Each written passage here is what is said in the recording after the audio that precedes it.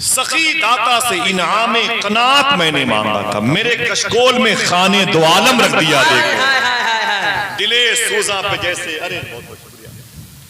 دلے سوزاں پہ جیسے دست شبنم رکھ دیا دیکھو، سخی داتا سے انعام میں انشاءاللہ میں یہ پیسے اپنے بھائی کے بختاشی لے کے جاؤں گا، لیکن کوئی اس نیت سے اٹھے گا نہیں کہ اب یہ سلسلہ چلے، ٹھیک ہے بیٹھے رہے، آپ کے پیروں کی مٹی کافی ہے، میری پیشانی پہ چمک لانا۔ سنیں آپ، جناب صدیق اکبر نے کہا کہ میں نے رشتہ ڈھونڈ لیا ہے۔ بولے کون ہے وہ؟ فرمایا اس کا نام، اور کوئی بولے اونچی بولے مولا علی ہے۔ بولے اوہ مولا علی؟ بولے ہاں یار یہ رشتہ بڑا جچے گا، آؤ چلو علی سے ملتے ہیں۔ صدیق عمر علی کے پاس آئے، حضور نے اپنی بیٹی کی شادی جس سے کی، اس کے پاس 1 کروڑ کی کار تھی نہیں، اس کے پاس فلیٹس تھے نہیں تھے، اس کی بلڈنگ تھی، پلاٹنگ کا کام تھا، کچھ بھی نہیں تھا۔ آج میں بتا دوں میری بہنوں سننا اور اپنی ماؤں کو بتانا، جن کے طرف سے کوئی رشتے کمزور ہوتے ہیں تو لڑکیاں آنسو بہاتی ہیں، میرا شوہر تو کچھ نہیں کماتا، 10-15-20 ہزار میں کیا کر لے گا وغیرہ وغیرہ۔ بتا دوں حضور نے اپنی سب سے لاڈلی بیٹی فاطمہ کی شادی جس لڑکے مولا علی سے کی تھی، ان کا بزنس کیا تھا بتا دوں؟ ہاتھوں کو اٹھاؤ بتا دوں، اٹھائے رکھو اٹھائے رکھو اٹھائے رکھو، اسے یاد رکھو گے انشاءاللہ کہ مولا علی کے بزنس کیا تھا بتا دوں؟ مولا علی مدینے کے پہاڑوں سے گھاس کاٹ کے اسے بورے میں رکھ کے مدینے کے بازاروں میں بیچا کرتے۔ ہم بھی اپنی بیٹی کی شادی نہیں کر سکتے، ہمارے مزاج میں بھی وہی جو ہے نا تنترا موجود ہے، وہی کبر موجود ہے، لیکن صاحبو آئیے رسولوں کے سردار کی بیٹی جو الحمدللہ رب العالمین سب سے بڑی حیا والی ہے، صدیق عمر گئے جناب مولا کائنات کے پاس، یہ پہاڑوں سے گھاس آپ نکال کر کے اسے بورے میں رکھ رہے تھے مدینے کے بازار میں بیچنے کے لیے، گئے سلام کیا، بولے اے میرے بھائیوں میرے پاس کیوں آنا ہوا؟ تو صدیق اکبر نے کہا اے علی تمہارے لیے رشتہ لے کے آیا ہوں۔ کوئی اور ہے؟ تمہارے لیے رشتہ لے کے آیا ہوں، تمہارے لیے رشتہ لے کے آیا ہوں۔ علی فرماتے ہیں رونے لگے، آنکھ میں آنسو آ گئے، بولے اے میرے بھائی صدیق مجھ سے کون شادی کرے گا؟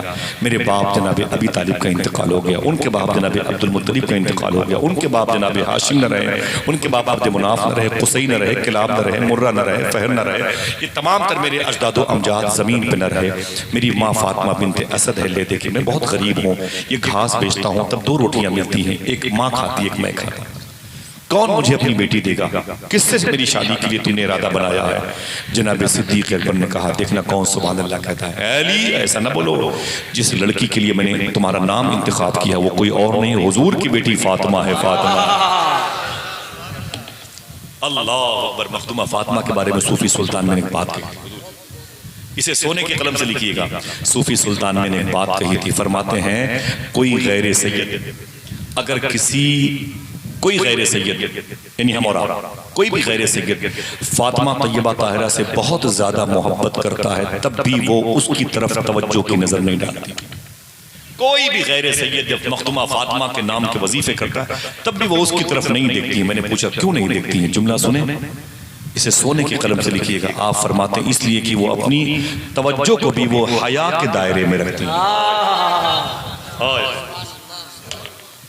میں نے جملہ پڑوسی ملک کے گودرہ شریف کے صاحب سجادہ کے خلیفہ کے سامنے کہا، وہ کھڑے ہو گئے بابو شیخ میں رات کے 2 بجے، بولے سائیں تو نے کیسی بات کر دی، میں تیرے لیے کچھ تحفہ لے کے آتا ہوں۔ رات کے 2 بجے چلے گئے، وہ بہت بولے آج زندگی میں نے مخدوم کائنات کی شخصیت پر اتنا مبارک تفسیر نہیں سنا۔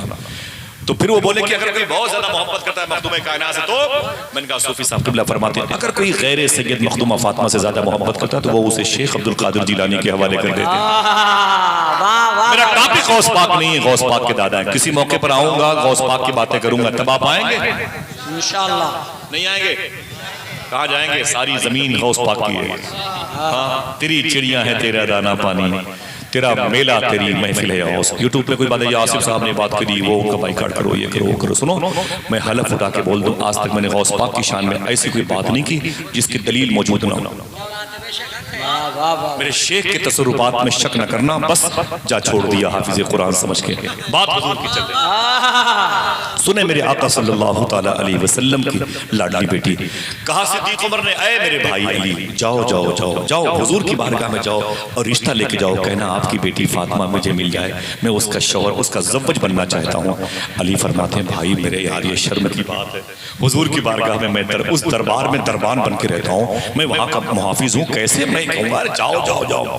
مولا علی سرکار کو بہت پریشر ڈالا تو اٹھ کے کھڑے ہوئے, آئے حضور کی بارگاہ میں آ رہے تھے رشتہ لے کے. کیا کرنا ہے؟ مولا علی حضور کی بارگاہ میں آ رہے تھے رشتہ لینے, رشتہ لے کر کے آ رہے تھے. اللہ نے جبریل کو بھیج کے اپنے حبیب کو بتا دیا اے میرے حبیب علی رشتہ لے کے آ رہا. جیسے مولا کائنات گھر کے اندر داخل ہوئے, حضور صلی اللہ علیہ وسلم فرمایا بیٹھو علی. جیسے علی بیٹھے ویسے حضور نے جملہ کہا, کوئی ایک آدمی ہے سبحان اللہ کا, معلوم ہے کیا کہا؟ جیسے مولا علی بیٹھے حضور مسکرائے, مسکرا کے بولے علی کیا رشتہ لے کے آئے ہو؟ ذرا محبت سے کہہ دے سبحان اللہ. علی اب مولا علی شرما گئے, جب شرما گئے تو یہ یس کی نشانی ہے, ہاں کی نشانی ہے. حضور فرماتے ہیں علی میری بیٹی فاطمہ سے شادی کرو گے؟ تو وہ شرما گئے.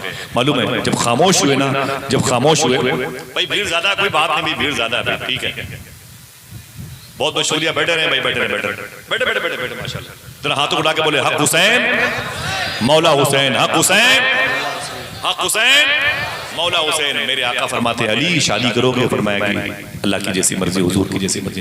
حضور فرمایا علی تمہارے پاس کچھ ہے, کچھ ہے تمہارے پاس؟ تو فرماتے کچھ نہیں ہے, ایک گھوڑا ہے بس, ایک لوہے کی زرہ ہے, لوہے کی بنیائن ہے جو جنگ کے میدان میں سینے کی سفتی کے لیے پہنی جاتی ہے, جو مجھے وادی بدر میں مال غنیمت کے طور پر ملی تھی. حضور فرماتے ہیں علی اسی بنیائن زرہ کو جا کے بازار مدینہ میں بیچ دو, اسی کو بیچ دو, جاؤ اور بیچ کر کے خورما یا کھجوریں لے کر کے آؤ. ادھر مولا علی نکلے, لوہے کی زرہ لوہے کی بنیائن لے کر کے, راستے میں سرکار عثمان غنی سے ملاقات ہو گئی. سلام و دعا کے بعد کیسے؟ لوہے کی بنیائن جا رہا ہوں بیچنے کے لیے. بولے کیوں؟ بولے اسے بیچنا ہے. بولے پھر؟ بولے اس سے پیسے خورمے اور کھجوریں خریدنی ہیں. بولے کیوں؟ بولے میری شادی فاطمہ سے ہونے جا رہی ہے. وہ خوش ہو گئے, یہ تو میرے ساڑو بننے والا, خوش ہو گئے.